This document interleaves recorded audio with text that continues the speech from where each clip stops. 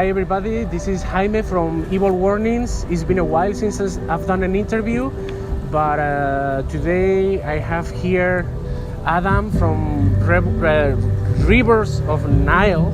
Did I say it right? Yeah, man. And it's a band that I've been following for a while, and I'm really excited just to talk a little bit with him about the new album. Their schedule is kind of crazy, so let's go and do it quick and sweet so you can enjoy.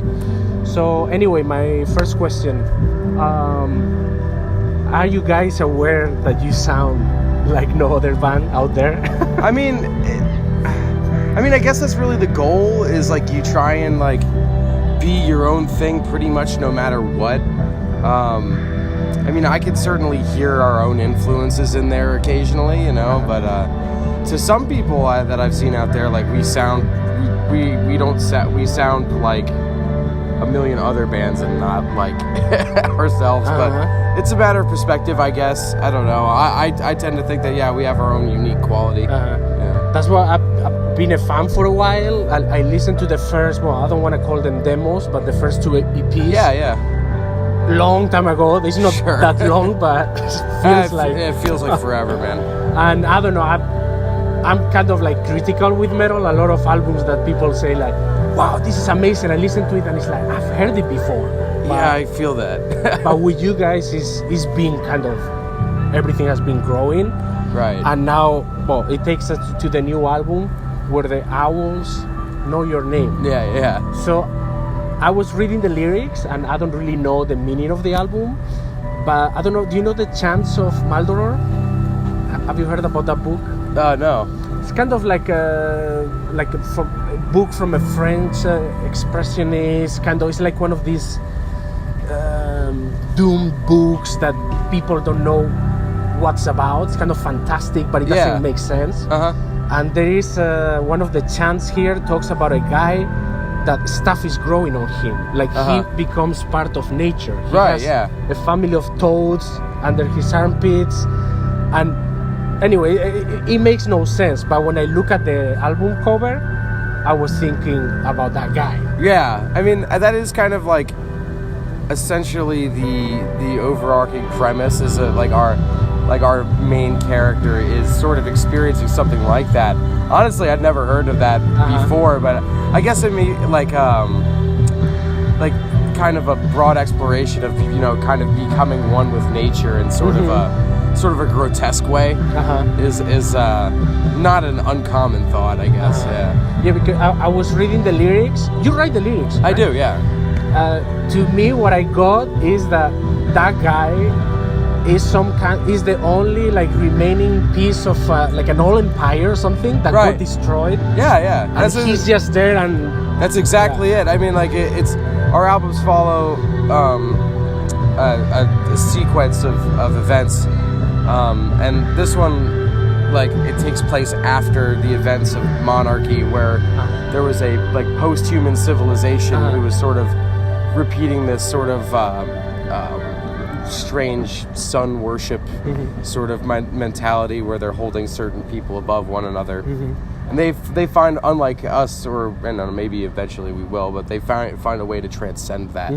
So this one guy is so against the idea of ascending and like doesn't believe it's possible that he just remains and is there forever, and is just sort of the last living witness of what is happening to the planet around him. Yeah, he has birds on his head and all kinds of stuff. There might be something normal underneath there, all of that, but it's too long and too far gone to tell, right? Yeah, it's a really cool cover, and I have the t-shirt with the album cover. Oh, cool, yeah. And I love like the purple color and everything, so check it out.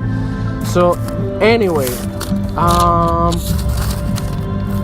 I mentioned at the beginning that I think you guys are unique. I think the vocals are unique. That I think they sound like some kind of like David Vincent little son or something. Yeah, I feel like Jake's a really unique vocalist in death metal, like where he's not just giving it like a big deep growl or a high rasp. Like it's this like this middle, almost kind of talking to you sort of tone. I think it splits the difference between like a David Vitson and like a Jens Kidman sugar type of sound. And I like his phrasing. You can, if you read the lyrics, you can really tell what he's saying. Right, that's something we work on a lot in the studio. Like, because if you listen to like our old demos and EPs, those are heavy stuff. It's heavy stuff, but he's very unintelligible. Yeah, you can't understand a word he says. So going into the Conscious Seed of Light, especially, we got into the studio with Eric Rutan from Hate Eternal and Morbid Angel and all that, and his first thing was just like, I want to understand what you're saying, and that's and like. He really, really worked on it until we refined this kind of style that Jake uses now and uses very well. And we've just carried that through all the albums. It's just like, if we can't, tell what you're saying without looking at the lyrics sheet, we need to do it again. And I like that he sings, it's not like this death metal vocalist that kind of, you feel that they're throwing the lyrics at random. Yeah. He's like, right. It's very. Yeah, I mean, like when I'm writing the lyrics, I'm structuring the song and the pacing of the vocal melodies and stuff like that too. And like, it's always an idea. Like, I always want to like make it catchy. Always want to make it like a rhythm that gets stuck in your head. It's very catchy. Yeah. That's other than like there's a lot of bands out there that do like it's like deep. Awesome, angry sounding death metal, but it's just like kind of thrown at random, which works in its own way. But for Rivers, I really wanted to always do like stuff that is memorable. Okay, I think you're doing it. Yeah, thank you. We are not responsible for the cheesy music, but anyway, it's not that bad. Another thing that I like about the new album is all the atmospheric elements. It's not the typical cheesy MIDI. It has this organic feel. I don't know if you use actual instruments. Some of them are like actually real instruments, like real keyboard tones and stuff like that. Some of it is plugins. Just because we can't afford like a really good sounding Hammond organ or something like that. Not yet, anyway. I would love to use a genuine like Mellotron from the 70s or something like that, but it's kind of hard to get a hold of. Yeah, I actually didn't think that they were plugins. Yeah. I guess it's the way it's programmed that it has like a very lively feel. Brody is the guy who programs all that stuff. Our lead guitarist, he programs all that stuff and orchestrates it himself in his home studio, and he always has like a real hard look at the dynamics of it. He doesn't want anything to cut real awkwardly. It has to feel like a pair of hands is playing it. Hopefully one day we'll be able to like actually have somebody to do it. But times are lean. You got to keep the staff small. Well, step by step, I guess. Right. Now I want to talk. I don't really want to talk about it because I think people make a big deal about the saxophone. Oh, no, that's fine. I think it sounds really cool here. I don't know if you heard of Jangar Barek. Is this Norwegian saxophonist? Oh, the guy from Shining. No, different one. Yeah, he's an older guy. He does a lot of like folky stuff from this European label, kind of like avant-garde jazz. Oh, interesting. And it kind of reminds me because usually when people just add the sax comes and it's like it's just like crazy. There is like a section in one of the songs. Yeah, where we did that kind of crazy sax stuff. We were actually a little conflicted on whether or not to even keep that in, but I think like that with the heavy off-kilter riff and the spoken word passage, I was like, that'll sound insane. Yeah. Let's keep that. So I like when the saxophone is just playing because I like the songwriting is like letting that part grow. It's not like it doesn't feel like fuck. Did it end already? Like, yeah. It's like and it keeps growing and growing. Yeah, a good friend of ours from back in the Philadelphia area. His name's Zach Strauss. Brody records bands in his off time sometimes, and Zach's old band, which he played guitar for, recorded with Brody, and like he had mentioned that he also plays saxophone to him.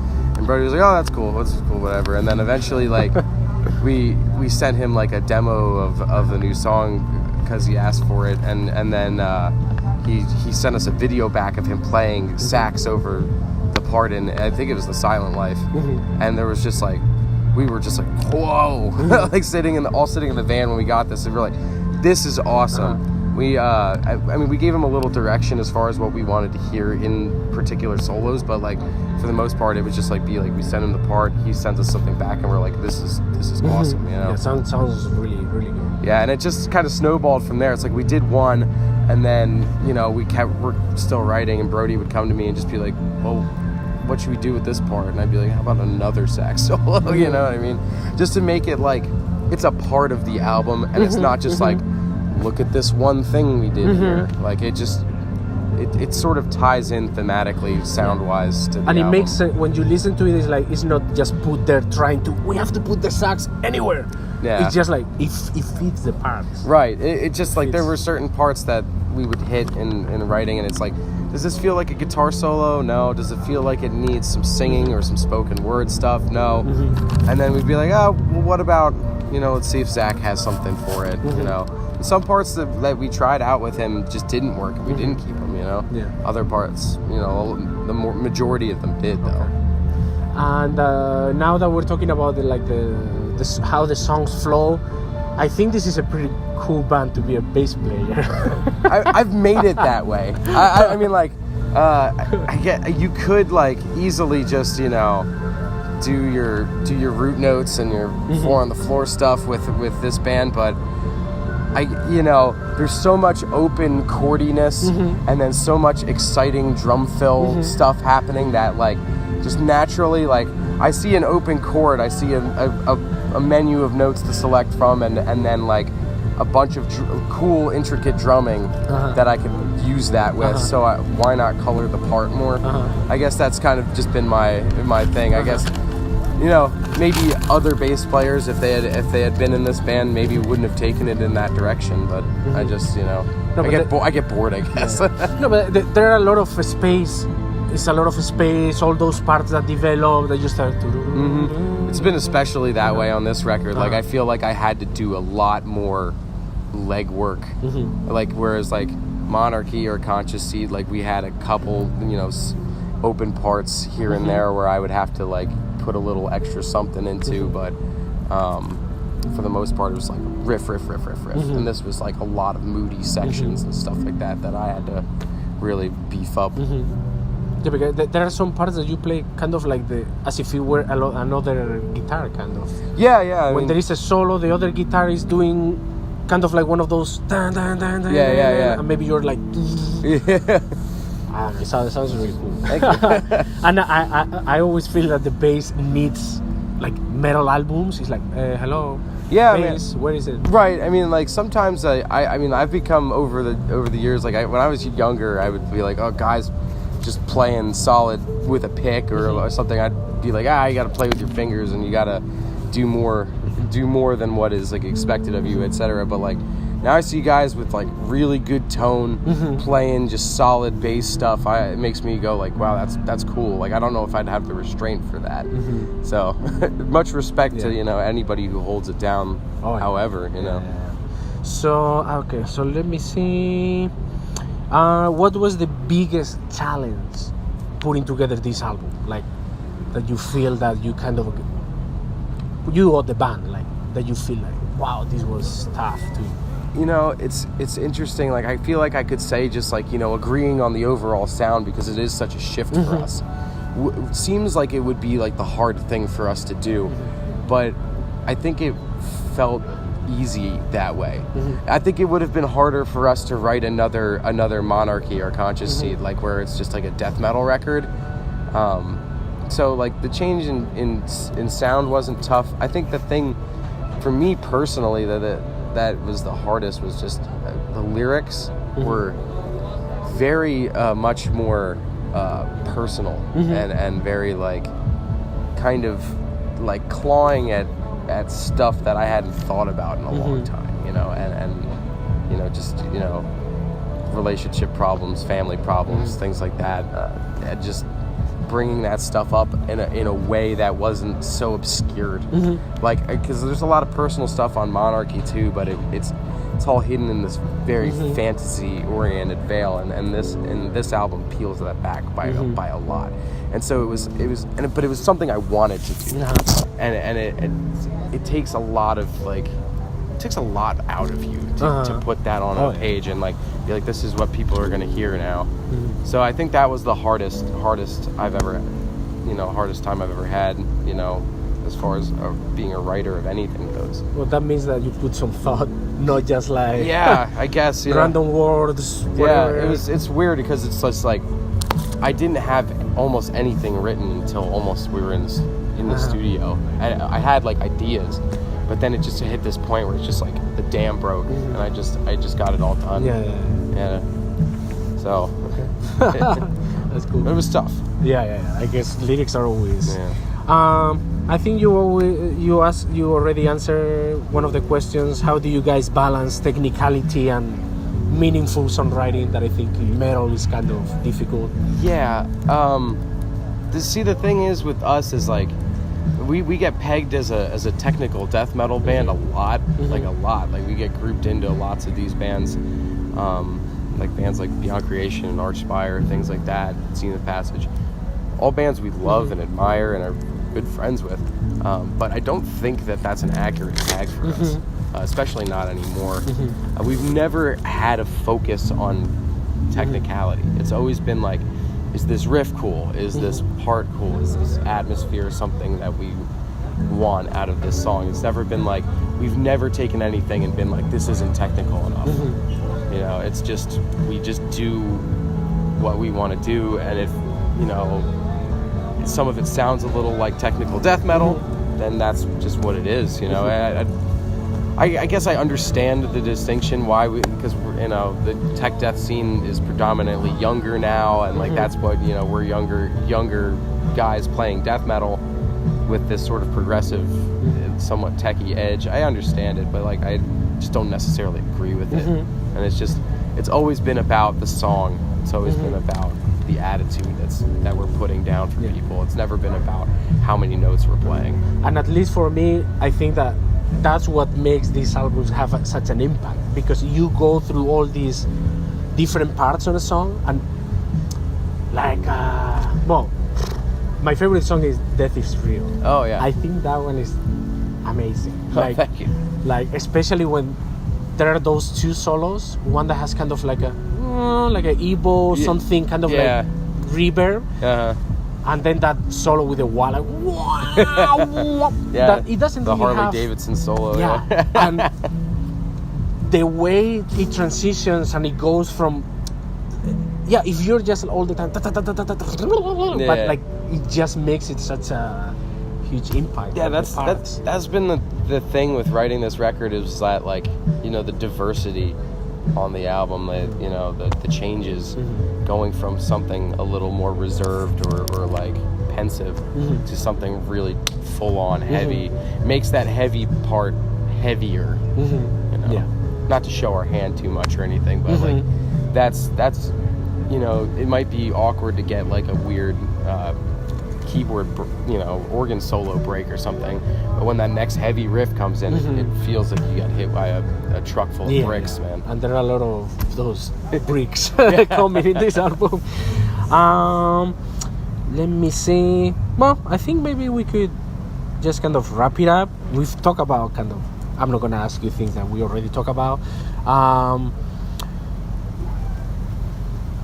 think you already answered this, but something that you would love to do with the band if you had any budget, like infinite budget. Rick Rubin record with orchestra in Prague. Right. Honestly, my next immediate goal is to do one performance with a pretty big production. Like I would like to play a show maybe in our hometown, so we get a decent crowd, and have like all the guests that played on the record doing it, like have 3 guitars, somebody play keyboards, the guy who plays sax for us, he'd be there, the guest vocalists, etc., and just do, you know, a big production of the album. Maybe do a couple old songs with some added instrumentation, things like that, and like film it. I'd like to do that, but you know, that's a big budget thing. Hey, Metal Blade, come on. Oh, they're doing all right. They might help us if I even brought this up to them. Maybe it has to happen. So, and I think that would be really cool. Actually. Yeah, I think so. Really cool. So, all right. I think I don't have any more questions. Just excited to see them tonight in Pomona with Dying Fetus headlining. Thank you very much. Thank you very much. Thank you for your time. Of course. There you go, back to counting t-shirts. You're right. All right, guys. See you next time, and listen to Rivers of Nihil, one of the best bands out there. Thank you. See ya. All right. Bye bye.